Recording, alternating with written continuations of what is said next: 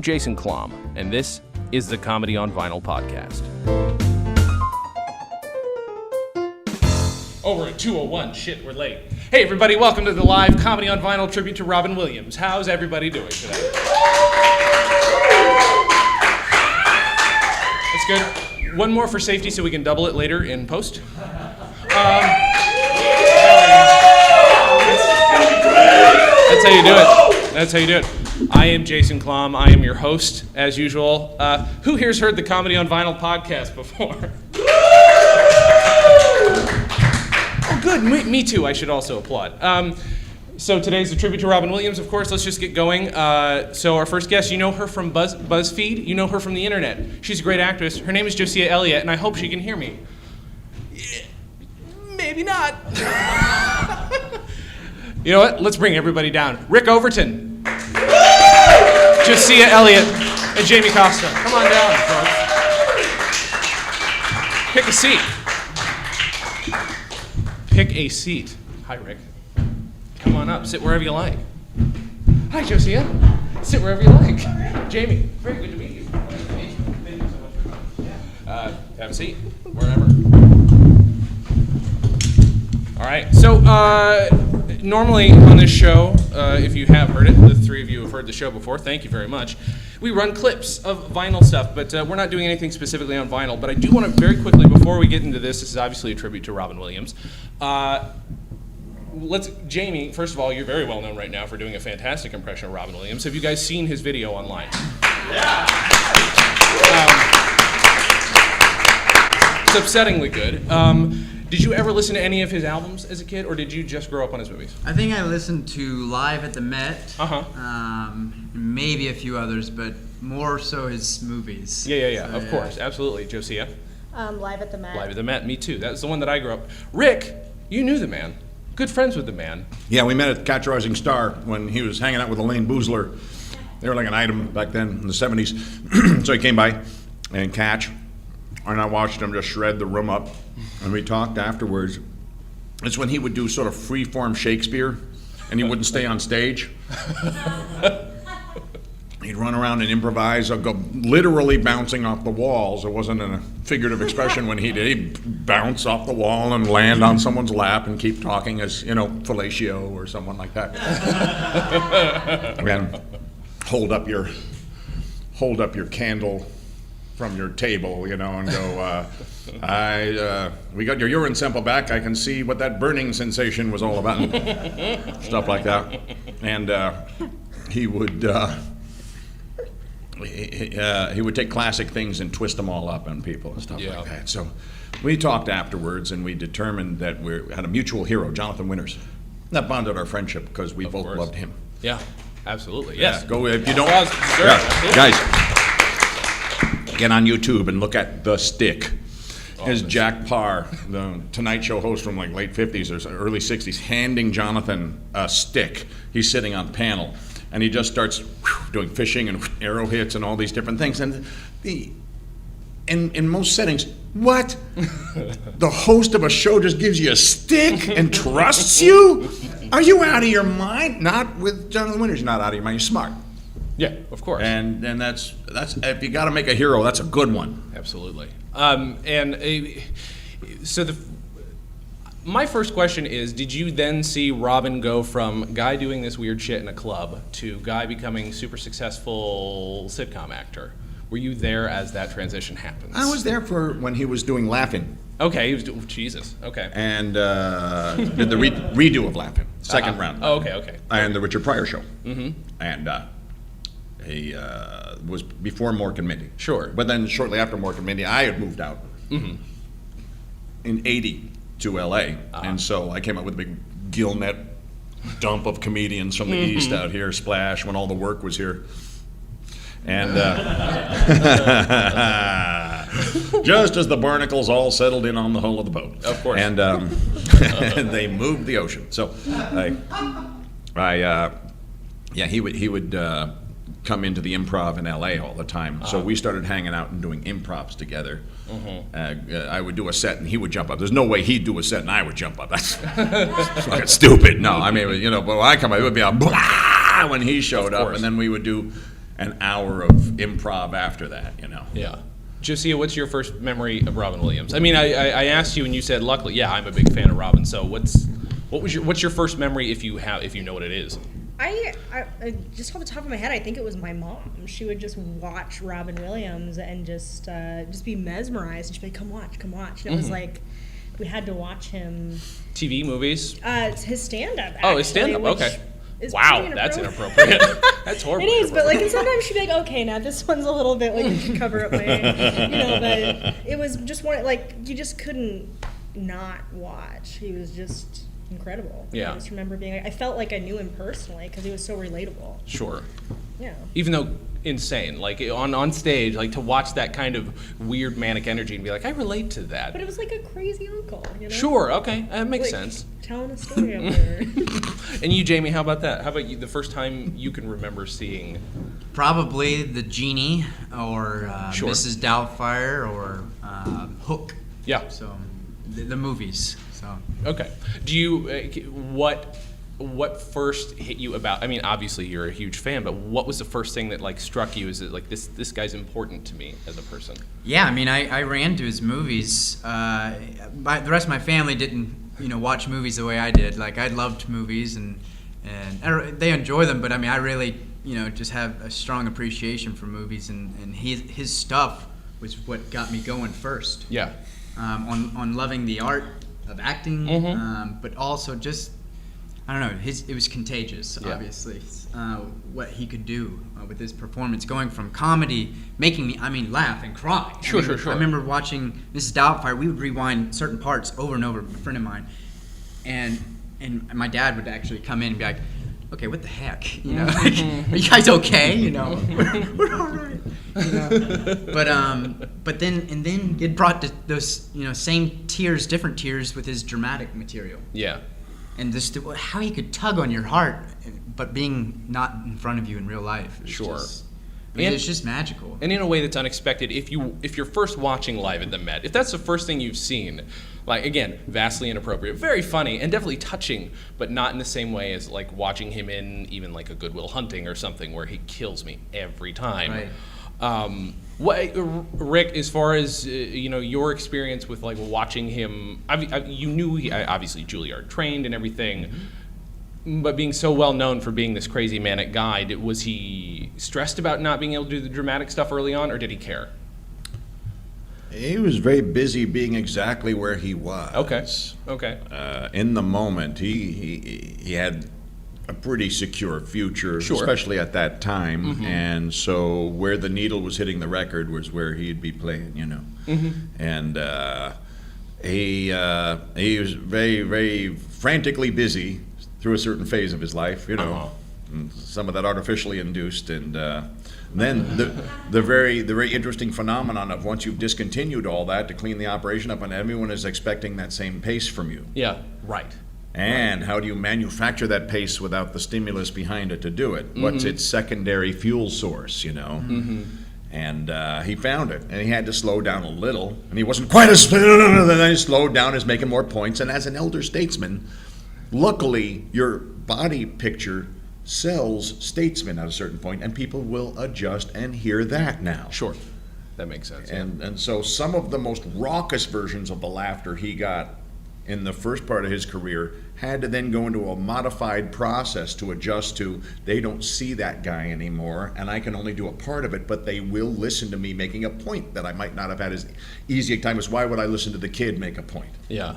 Right. So the first time you saw him, he was doing Very Strange Shakespeare. When's the first time you performed together? Shortly thereafter. Yeah. I said, hey, you want to come and play a little bit? And he was amped to play, and he wasn't sure I was up to it. And at first, when you play with Robin, you don't try to beat Robin. You don't I'm going to take Robin tonight. The best you can do is be a Blue Angel plane number 4. And you're in the back of the diamond, and the difference with this routine over the San Francisco Bay is that no one rehearsed it in advance, and you have to stay wingtip through the entire maneuver. Yeah. But once you've proven you can do that, that's kind of like a test to make the person working with you feel pretty good about giving you more authority later. And over the years, eventually we could co-lead and suggest, and not one just simply follow the other. Sure. That's a trust earned, though. You know? Right. So by wingtipping it for a long time, I was able to get through it. Can you, and I've never really sat and broken this down, maybe all three of us could probably say something to it, like to be that manic, but again, be that emotionally, have that emotional resonance in just about every performance that he ever did. Can you speak to, do you know where it comes from? Or is it just, hey, I'm a great trained actor and I can just switch this shit on and off? Or is there something else to it? I think it's this. Well, it's a different kind of improv that Robin did on stage than what we call improv with all these rules. It's it's ruleless, but it's not moral rudderless. Sure. There's a difference. The structure rules are when you have to work with others, but when you're on your own doing it, you're letting inspiration and thoughts flow in. And I think there's an enormous amount of intuition involved. Yeah. There's a grid, and I don't think it's new age woo-woo to say that the same thing that makes an entire flock of birds all shift left at once is the same thing that makes a brilliant improv scene on stage where people start talking about things they have not researched in detail but are very authoritative in the scene. And there's a separate magical spark that happens, like it's an XM radio station that you finally twisted to the correct station for. Sure. And everyone is tuned to that same station, so they're all playing the same song together with all the different musical parts. Yeah. I think he used that. People that think my schooling and my memory are the things that will make me brilliant in improv are rowing a sailboat into the wind. As let go. Yeah. And trust that you'll say the right thing, because it's not your conscious mind saying it. Your conscious mind is dial-up. Yeah. It's this clumsy, slow, chirping noise. And your subconscious is speed of light DSL. Right. You act right, direct, at the speed of light. You know, I can't remember, there's not a point in my life where I can imagine there not being Robin Williams in it. So it's just one of those things where like I think we probably all feel that same way. And I was trying to think about what my favorite performance of all time is, and I think when he passed, I did a quick tribute on the podcast where I put a clip from Good Morning Vietnam in, because it's easily my favorite, one of my favorite films of all time, but easily my favorite of his performances, because it is that exact mix of, he's got the genie in there, because when he's on the radio, he's fucking just top of his game. And then there's a mix of like just some pathos when he's falling in love with somebody he doesn't need to fall in love with. And then of course like just also just it's just when he just accepts that he's got to leave, it's just really heartbreaking. Do you guys have a favorite performance in particular, like just something that sticks with you? Gosh. I know. Me personally, I mean, it's just all over the place for his films, and actually, this is odd. Many people haven't seen this one. Jacob the Liar. His performance in that is just tear-jerking, but it really spells out him a lot to me. Same as Mrs. Doubtfire did. You see a lot of Robin in Mrs. Doubtfire, but in Jacob the Liar, where he kind of had to decide to lie about a radio he didn't have. But he saw that it brought people joy, and so it's like he put the truth aside for the sake of the people almost, and really just to me that resonated even when he passed, seeing that he had a sad thing going on in the backlight, like we didn't know about. That movie really even stood out more to me. So like his performance really captured that for me. Yeah. When you're actually, real quickly about your video, when the one that hit so big, was that made right before? Did you do it right after as a tribute? Oh no, that was I did Vine is where I got on the radar. It's an application where you do little videos, and I graduated with a theater degree. Had an agent on the East Coast, but I've been doing Vine for the past year and a half, where I've just done impressions. Well, one of his was obviously one of the big hitters. Well, when he passed, I told everybody, because everybody came crawling on my Vine channel who knew of me doing him, and I said, no, I'm holding off, for a while. It's not right to just try to bank on it and stuff like that. So I held off. But when I decided to come back and do Vines, I started doing them very purposefully. And each 6.5 seconds, Vine I would put out would capture one of his films that inspired me or shows. And then I knew that over time I would do a new one, you know, and then I would piece them together, and then I waited for a while, just looked at it for a while, you know, like when do I put this out? Sure. And it weighs on me because I'm like, you know, I love him. This is my expression, but a lot, you know, it could be taken the wrong way. Of so course. I waited, I think 6 months, and so then I finally just released it. Didn't try to push it or whatever, and it caught wind, and that's what happened with that. So yeah, it was intentional for sure. After post death. Josia, what's your favorite? Do you have a favorite? A couple.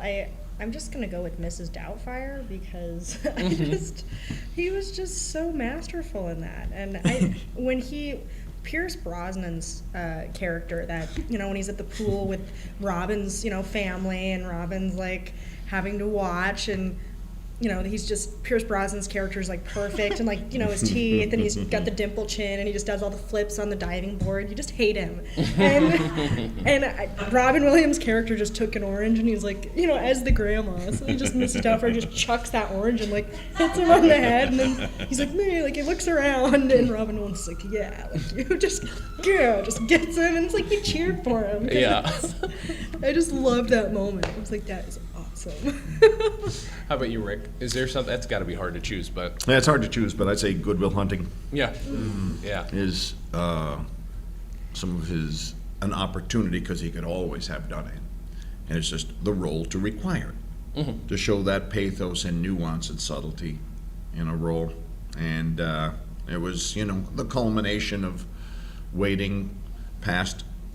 He would say lots of the scripts they're giving me is to be a silly guy that goes zany in every scene, you know, and I'd sure like a part where I can show this other stuff, and then, you know, the guys gave him that part, and so that really helped the re-perception of him, that then Bobcat could also take another Extraordinary Was Father of the Year, where Bobcat's movie about his son, you know, having a tragedy like that, it was extraordinarily nuanced and heartbreaking, brilliant, I thought award-winning performance. Anyway, oh yeah, so those two really stand out to me because Yeah. I think I'm jaded in that I'm so familiar with his humorous side that I really look for the other part more than others do. right.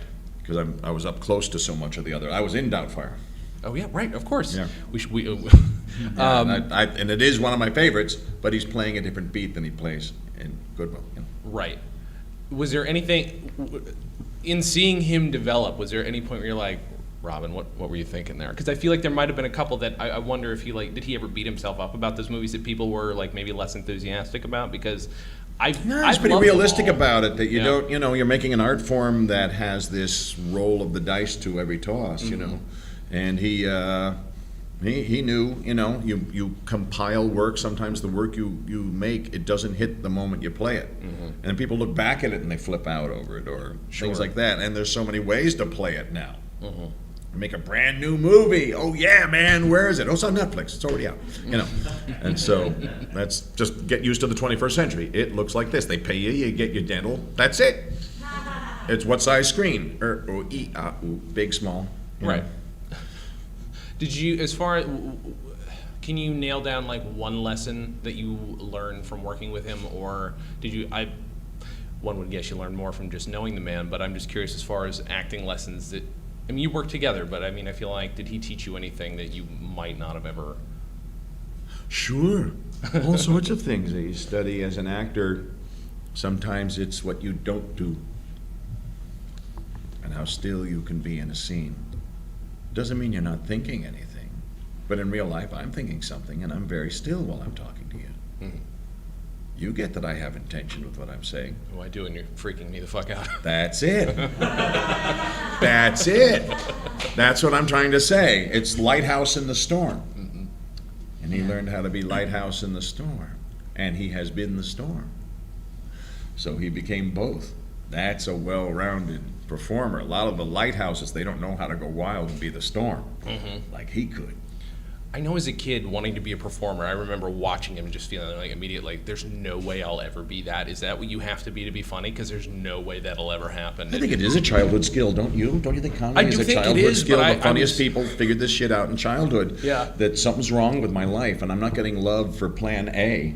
So I'm going to make this entire room love me for plan B. And once you cinch it as a kid, you go, I got the girl like this looking at me and the teacher's laughing. I'm set. This just set my life path. It's something involving this now for the rest of my life. Yeah, Like him.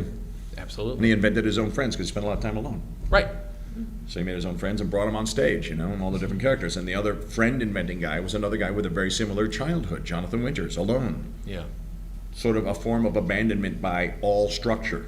Makes you invent a dome and fill it with your own characters. Yeah. It's the same reason you see people talking themselves on the street. No one will talk to them, I'll make a guy. Because I gotta talk. Absolutely. It helps with sanity. How about the two of you? I'm not going to ask if you had any imaginary friends, although feel free to bring those up. But as far as that kind of childhood energy, do you still bring that to your own acting? I sure like to think I do. Yeah. I think I have to also dig back for that sometimes, It's all about, resurrecting that perspective. Because when you're coming home and someone talked to me recently about, getting into routine. And when you break that, it helps, kind of like, find new ways of looking at things, obviously. Like when you're driving back home, try driving a different route back home. Yeah. And it just sets your mind thinking on different things. And I think that's what I do sometimes. I go back to my childhood years when I was so easily inspired, and where a lot of my impressions come from was from movies I loved, characters I loved, and I want to make you feel what I felt when I saw it, So much like Robin, it's freaking me Yeah. out. It gets me every time. That's he why I talks. do Robin Williams, because when I do him, I feel like I am him, It's like he's here. It's like he's here. Yeah, it's it's creepy. unreal. But yeah, he brought me a lot of joy. So that, I feel like I can do both, even like, when I'm imitating him, and which is only what I can do is imitate what he's already done. People are like, oh, you're such a genius. I'm like, yeah, right. I'm like, not even close. Like, it's literally just imitation, but expression of how much I love what I've seen. Yeah. And it's just weird. It just goes in and kind of comes out. Yeah. Is there anything any performance of his that you've watched that you feel like you absorbed, and you might, if somebody gave you a bit tomorrow, like let's say somebody gives you some sides tomorrow, and you're like, this description is very similar to a Robin character, that I know of. Is there something that's like in you think might come out, like, or is it just going to come out unconsciously? Of him? Yeah. Like, is there a part of his that maybe resonated so much with you more than another Robin? It's hard. Dead Poets Society was, I should have mentioned this one. Oh, yeah. Dead Poets Society is the one that actually let me find my strength and courage to go into acting. So through that movie that he was in. But yeah, I don't know. What about that part stuck with you though? I don't know. What I loved about his role in that one is that he actually wasn't so much in charge the whole time. He didn't overpower, which I loved when he overpowered. I said, please do, when I watched those movies or the comedy bits. But in that one, he just harmonized really well with the rest of that cast and the rest of that story. And it actually, I don't know, it just went further with me. Yeah. And so I think I knew professors like him, and just the wisdom and the cool, inspiration he gave to those kids to do what they love, and his just, pull back and look at things differently character. I loved it. Yeah. And it helped me. It really did push my courage to decide to go into acting and stuff. So Right. Josia, how about you as far as accessing that little kid side? Oh, he was wonderful. He's just an inspiration. And I think in order to perform, you have to keep light in the way that he did. And he was just very brave and inspirational. I think, our adult brain can shut us down and be like, no, you think too much and then you'll overanalyze it. And then I think, you just said earlier, then your conscious brain, it moves so slow. When you kind of tap into that stream of consciousness, what's there when you're not worried about the bills, what's so-and-so going to think, or what's, all those other pressures, I think it just flows out of you. And he was able to tap into it like no one could. Yeah. The rule is this: your adult doesn't know how to make anything new or funny or good. Yeah. It knows how to manage bills and keep the place tidy, and that's it. And barely. And that's because, well, the reason you're here is you pass the test. You don't let that thing crush your kid. This is the place where there's no child labor laws because the kid loves doing it. The kid loves the gig. The kid wants the opportunity. Don't crush or bury or ignore your kid. Your kid is the creative part. That's the only part of you that will fix anything. The rest of you is just a servant to it. Like a dutiful parent. Keep that kid alive. Protect it with a barrier and a force. And by the way, my adult will protect my fucking kid. Come and get my kid. Come and try it. No, my kid, I'm like an animal, a wild animal, to protect it like you should be. Because it's the one that'll make everything new. The adult has been punished out of knowing that. Did you... I'm trying to think how I ask this question like in an intelligent way. That's not going to happen. Actually, I'm curious what the first thing you two said to each other was, Rick and Jamie, when you guys just met upstairs. I'm just curious what you guys were just talking about. Do you guys have anything to say specifically about Rob? I'm just curious what you guys can share. This is an odd situation, probably to put you in, and I'm sorry, to meet a friend of the man who you're so well known for doing impressions of, but like. And I can tell that you're obviously a little shocked as to his resemblance, but I'm just... No, I was shocked earlier when Yeah. I saw it on video, but now I'm just anxious to shake the hand and, talk with the guy and see the guy who did it. I'm not offended by... Don't ever take that an impression as an insult to someone. There's no higher compliment than someone's reshaping themselves like a shapeshifter to look and act like you. To perceive it as anything else than an honor, you're nuts and you're petty. Because Right. this is a true, genuine tribute, a living tribute. And genetically, your eyes, your cheekbones, the way they curve and smile like little half moons like that, your teeth, your jawline. The biopic has, if you're a good actor, the biopic should be you, But it won't be. Rick, It'll can be I- some star instead. Can I play you in the movie? Is that possible? What's I'm that? just hoping. Can I play you just because I'm just saying? Yeah, you're gonna have Is to. that fine? Yeah. Okay. Yeah. I was hoping you could just sort of take it back a little more. Even more? A little Okay, further that's- back. okay, a little that's further fine. back. That sounds good to me. And by the way, when I met him, I had hair. Yeah, well, there you go. That's a good That was way back then. They make wigs, Rick. I'm just saying. Ziggy.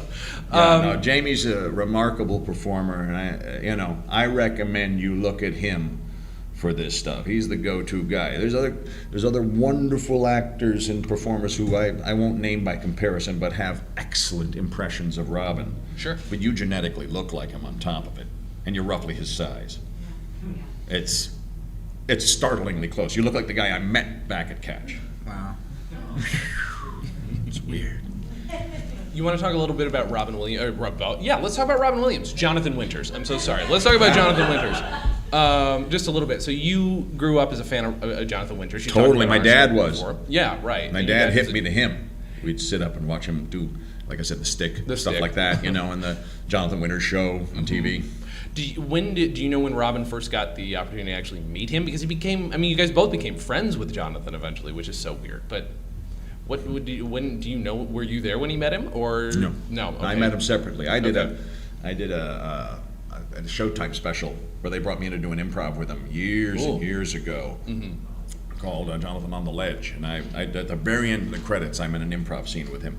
And then some time went in between. Then Danny Pasternak, who worked with Provenza on The Aristocrats and all that, he hooked me back up with Jonathan because they were going to do the Green Room together.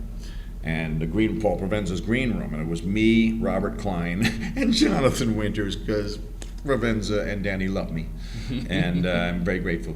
And so I got to hang out with him again, and then got to do an interview with him. I got Jonathan's last interview on Really? my podcast called Overview, if you want to hear it. And you'll hear the voice of a very clear-headed man who's wrestling with a body that's shutting down. And there's a big difference, Doesn't mean senility. And all these stories of madness and all that stuff. You listen to a clear mind that lays it out. He knows exactly what he's saying. Yeah. And he was an amazing performer. He would take the freedom to do little impressions. He was an impressionist too, by the way. Yeah. He did Boris Karloff and things like that. Yes. And so everything he did was a rough impression of people. Elwood P. Sugar, just like people he worked with in the Navy when he was in World War II. And Marty Fricker, everyone's got, like Marty Fricker, look how influential that was. Johnny Carson didn't even bother to say it was something else. He just came out dressed as Maud Fricker, just did everything except call it Marty Fricker with the same voice and everything. Didn't even try. I love that, yeah. And that stuck in Robin's head like it stuck in mine. Yeah. And all he saw what I saw. Absolute freedom to do what you want, whereas everyone else has got to check with the card. Did this joke work? Did that joke work? Will it please approve of every word out of my mouth? None of that shit for him. You let me sit down and go, and that's it. And as terrifying as that could seem to an executive, once it wins 3 times, the executive's the hero all of a sudden. Right. Good for you to put him in there. Yes, it was my idea the whole time, And so improv, when done correctly, makes everyone who thought of putting it there the hero. And he then made a lot of that heroism push him to where we know him from everything else, Yeah. So Robin basically had all the same sets of notions I did from it. Mm-hmm. I get to play. I have an inner kid. He had an inner kid, like Jonathan had an inner kid, and learned to protect it. And you know what? I never thought of this, but it's always the correlation of some form of abandonment in that there's another structure that should have busied me to not notice this. But it wasn't there, so I did instead. And it's all your inner voices and characters. It's the same thing tribal people do when they wear the mask of the scary thing.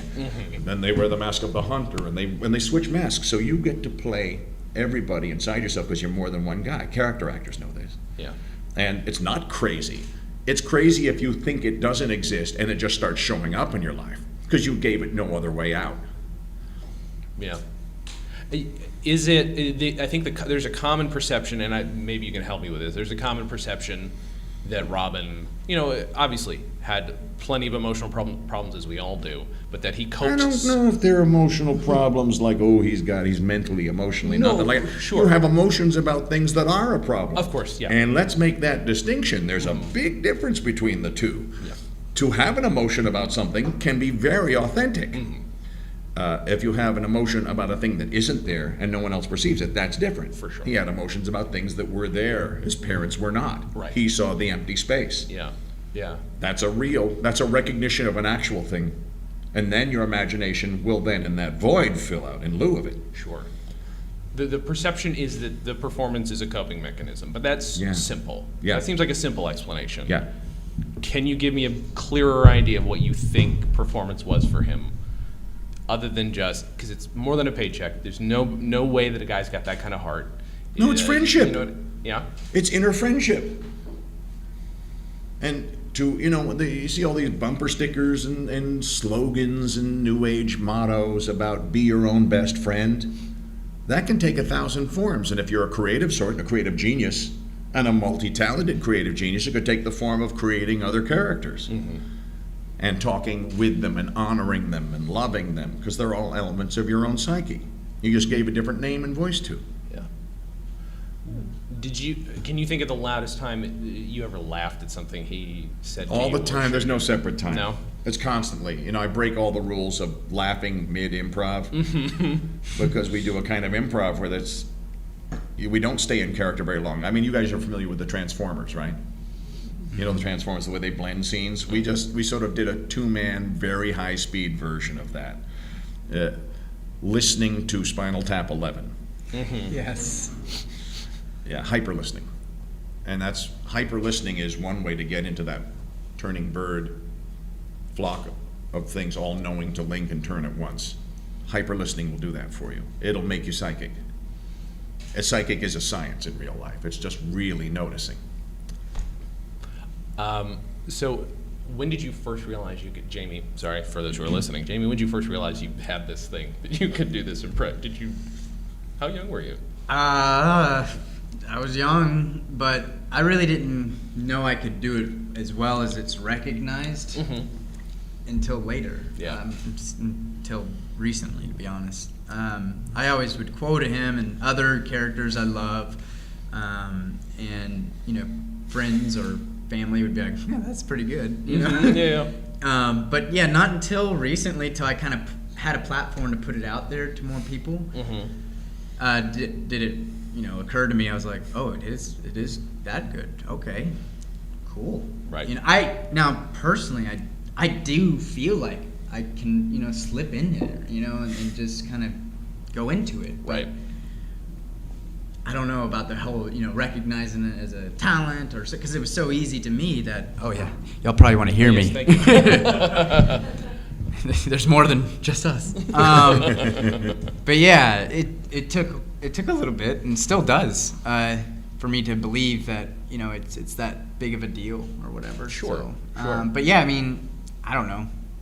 I just kind of did it, and then people said it was good. So Yeah. Well, I can imagine half the freak out is some of the heat you're rolling in on is on the recognition of someone else. right.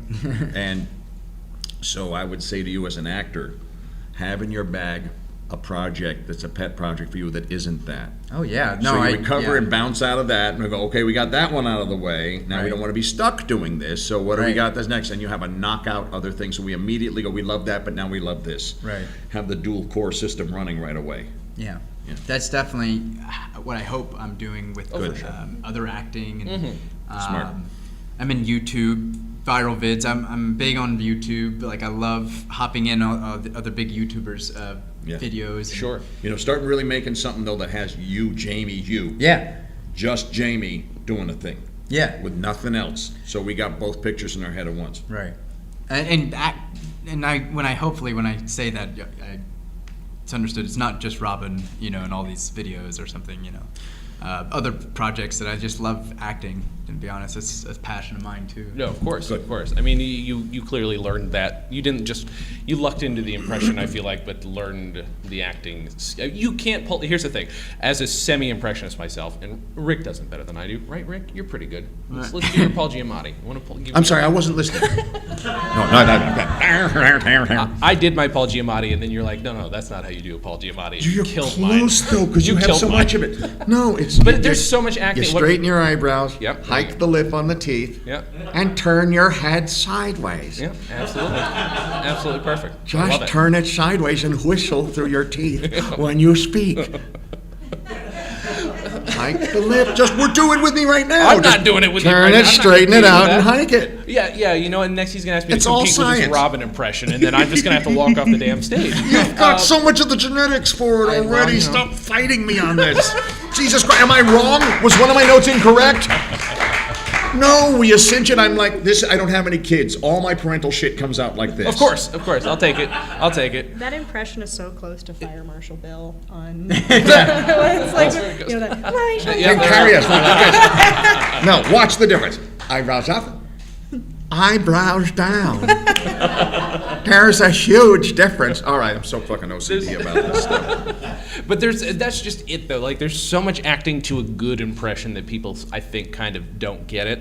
So at the very least, I hope people at the very least appreciate there's a lot of acting going into your Robin, because you have to work past just looking like him, and you have to pull in, the emotion of it. It has to be there too. And I do not look like Paul Giamatti. I hope that was not your implication. No, when you do, I'm messing with are you First kidding me? time. You have a larger cheek area Okay. like he All right. has. We're really you have getting into it. large eyes. I don't have the eyes. You have better eyes for him than I do. I have to fake what you can do. Yeah, well, That going. was good. Yeah, it was all okay. right. It was subtle. It was Yeah, real yeah, subtle. I saw that. Yeah. You're not sneaking it past pops here.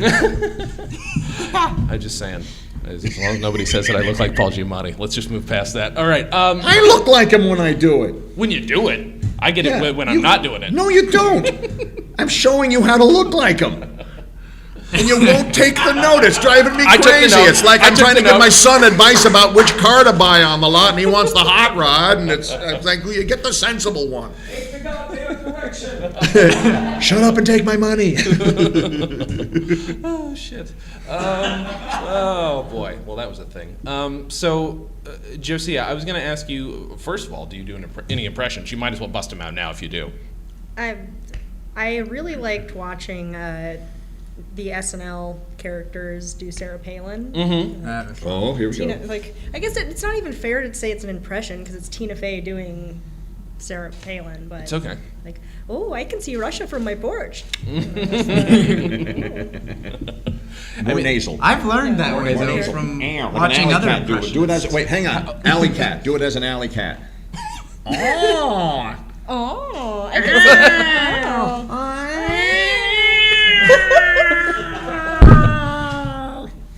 Lots of material. Yeah, there's a lot of material going on, and nobody at home has any idea what the fuck is just happening on stage. comes out of here. It's very nasally. See? See, that was I'll fantastic. shut up. All right. Well, it's Trying just to like help. Owen Old man. Wilson. Wow. Oh yeah, right. Remember that butter knife? Smear it out. Butter knife it. Unlike a deep resonated Matt McConaughey, you know what I'm saying? Nothing to say. Not a word. All right, all right, all right. That's perfect. You know, impressionists, they code break. And once you code break, all the other comics go click, click, ah. Yeah, I always look at it as Walken breaks it up like, okay, all right. It's a breakup. I just look at it as it's an algorithm, and that's exactly It's an like algorithm, like you said, and one guy busts it, and everyone goes, you found the exaggerated part, we're all taking it. Yeah, that's how I've learned, is Yeah. watching other impressionists too. Kevin Pollak, Jim Meskimen, all of them have absolutely stunning impressions of Robin, but they do not genetically look like him. Sure. And yeah, and speaking of Robin's impressions, like Sure. learned some from him, you know, like It's Jack Nicholson, whether it's an old Jack or a young Jack from The Shining, you know what I'm saying, pal? I'm going to work with you on the young one. yeah. Because it's up here like this. You're right, it is When a his little bit more sinuses of were an still easy ride. intact before all the whiskey and women and pills and pot and pubic hairs have taken it down, down, down. You can't handle the truth. There's a rasp now. Right. Just like Harrison Ford. Close the trailer door, you're letting all the weeds smoke out. That's right, you gotta remember to point your finger. Get off my plane. I love that. And then the cylinder blows off over the Santa One of my Monica favorite lines airport, of all you know. time. Right? It's so dumb. I love that movie, but it's let's talk about Harrison Ford for a bit. I'm kidding. No. He's good, gee. No, it's upsettingly good. You're pretty good at the syrup. I'm going to work with you. Could have done better. After following these two, come on. Yeah, right. That's why I almost walked off. Giamatti, motherfucker, when are we going to settle this shit? I'm going to haunt you and hound you on this now. You're sitting on top of a gold mine of a gift and you're deflecting it like a martial artist. That's what I do.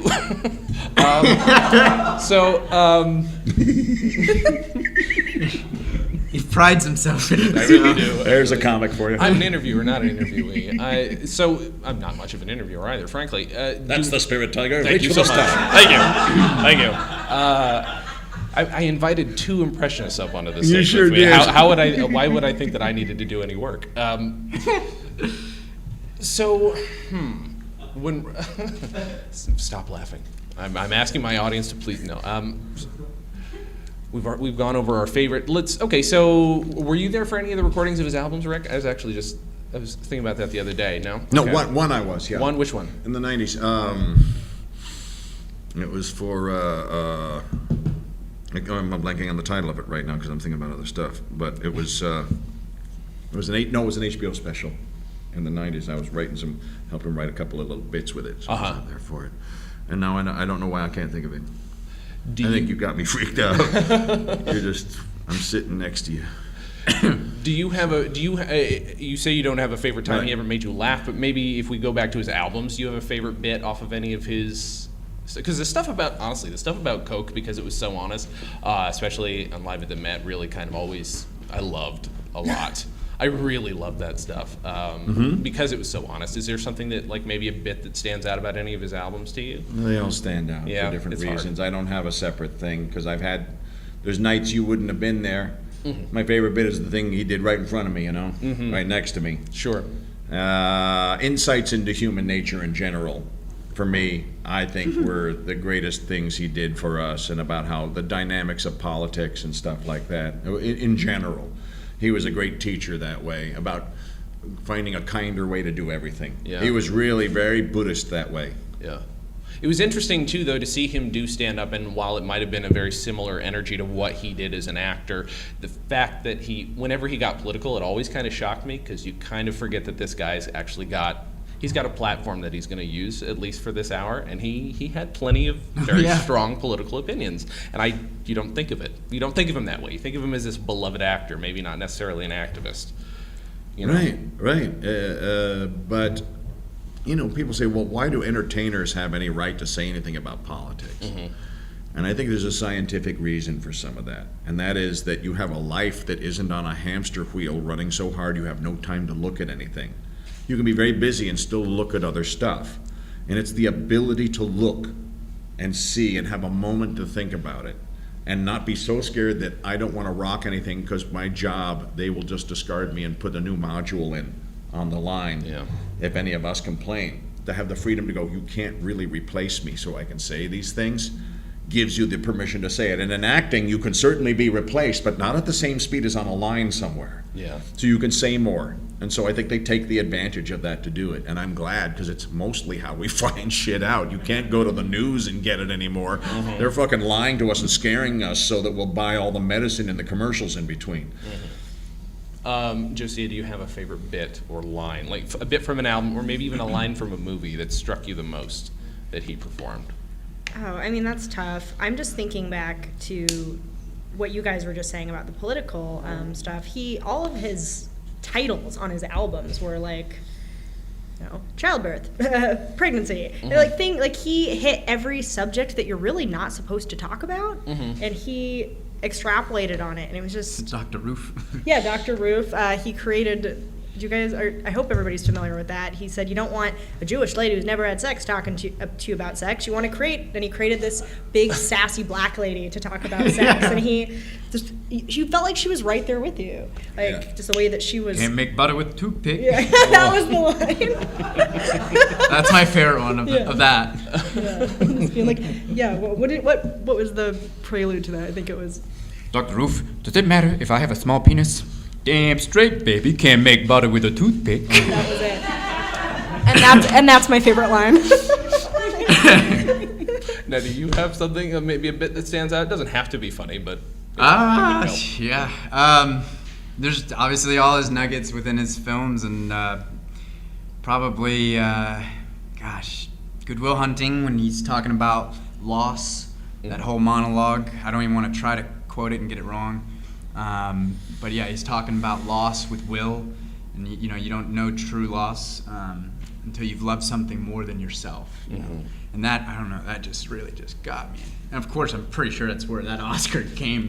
Right. Was obviously in that moment, those moments. Yeah. I'd say on that park bench. So yeah, that. Yeah. And just for me, I think it's. I don't have a favorite line, but if you're going to go as far as riffs, just everything he did in Good Morning Vietnam, which feels like he was given free reign. I don't know the whole story, but like up to a certain point he was. Yeah. There was, you give me one for me and then we do one for you, and let's do one where we put the two together. Right. And at that point he was starting, because in GARP he didn't do much of it. He was on book for GARP, and for Moscow on the Hudson there was a huge blow up when he started to do off book stuff, and they almost fired him. For doing that. In Moscow's his first one, and no one knew yet, so they're about to dump him for it. And he came back the next day and says, "You can do it right on the book." Yeah, because they did a completely improvised different scene, and they went, "Okay, we're down for the day. Do that again, you're fired." Oof. Aside, he won't say, "You don't ever do that to me in front of everybody like that ever again. I won't do this to you. This is a private talk, but remember that we had this talk, and don't ever do that again." And so he went on to do it again a lot, but after having a reputation that he could do it after that situation, you know. So if you're so good you can transcend a talking to like that and do it, you got to be really good at it. And improvising on camera is its own separate art. Yeah. It's not like how you can be clever and do an improv in a scene and reach the back of the room and you're the alpha player in the group and all that stuff. None of that applies on camera. Yeah. You have to improvise within the structure of the scene that doesn't hurt the other actors. It has to be within the confines of the dialogue, but an interesting added moment that the writer individually did not put in that scene that still sort of ends you where you need to end, or you're not going to make the edit. For sure. And he is one of the guys that gave me permission to think in terms of I could play on camera that way, because I saw him doing it, and he explained how he got around doing that. Yeah.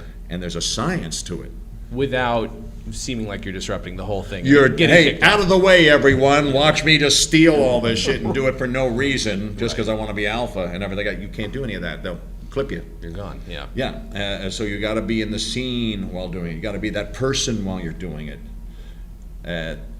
He's one of the first few that really found the boundaries of that. He Yeah. and Taylor Negron were very influential to me to watch how you could loosen up and play in a movie scene and still make that scene where you didn't destroy the scene to do it. Sure. Normally, towards the end of an episode, we talk about, if we're talking about an album, we'll say, here's why you should listen to it. There's no, obviously, go watch some Robin stuff, but I would say, maybe if we pick one thing to tell people to go watch, it might be a good thing to just sit and remember why he was so impactful on us. And I'm going to just say Good Morning Vietnam again, only because it means so much to me. And it's something I grew up with parents in the military. And once I actually ran into Adrian Cronauer, the real guy in Washington, D.C., that blew my freaking mind. Yeah, he was just giving a speech on the Capitol steps. He's talking to some people very casually. And I'm like, you're no Robin Williams. But that's something like that. If I'm going to go home tonight and I'm going to remember Robin, I think that's the thing that I would go home and watch. What's something, Jamie, that you would say, go home and watch this. This is a good thing to remember or listen to. Any of those movies that we've listed, Mrs. Doubtfire, Dead Poets Society, Good Will Hunting, Genie from Aladdin. Of course. I mean, I think maybe I'll change my answer to Aladdin. I mean, that one's huge. That one's actually, I feel, almost underrated, because a lot of the kids, resonated with it, but what a joy for the adults to go to that movie, too, when they took their kids, Mm-hmm. I mean, to be able to go, wow. I mean, I don't know, because I was too young to even go to the theaters to that movie, but I mean, I can't imagine the joy that parents got from watching this cartoon character just go nuts. So, I mean, I think that would be fun. Yeah, all right, that's good. How about you, Josia? The Fisherman's Tale? The Fisher King. Yeah, The Fisher King, that's right. Brilliant. With Jeff Bridges. That's right. It was... Terry Gilliam. Yeah, and it was just so sad, but he brought such light to it. And just like his stand-up, like it lifts you way up and then it drops you, but then it brings you back up. In that movie, it's just emotionally all over the place. And Absolutely. Yeah, he was phenomenal. How about you, Rick? What's something...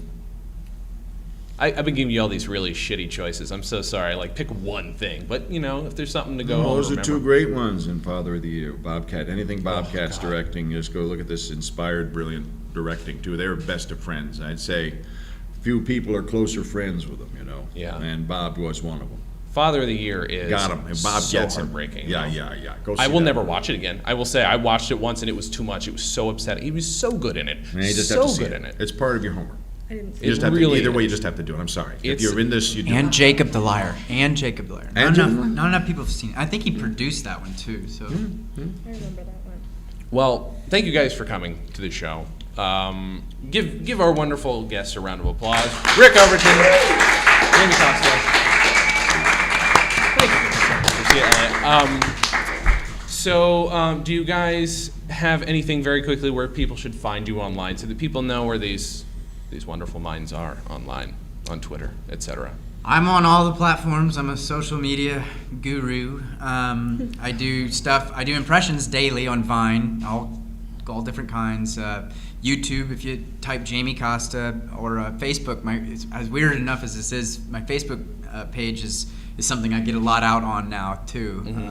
And yeah, YouTube mainly, I guess. Yeah, at Jamie Jamie Costa. Is Yeah, that just it? Jamie Costa. Easy enough. Yep. Josia. Same thing, Josia Elliott, Facebook, Twitter, Instagram. All right, and Rick. At Rick Overton on Twitter. Overview on iTunes, Sideshow Network. And I'm going to start it up again. I let it go for a little bit. And I'm coming up on a new episode of Blunt Talk with Patrick Stewart. Oh, awesome. Very nice. Very nice. He's hilarious.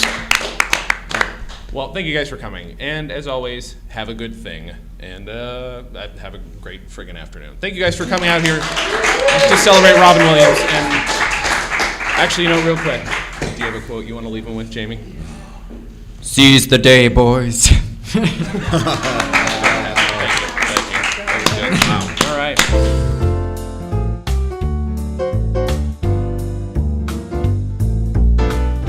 Comedy on Vinyl is a production of Stolen Dress Entertainment. It is produced by Mike Warden and is hosted and edited by Jason Klamm. Our theme song was composed and performed by Richard Levinson.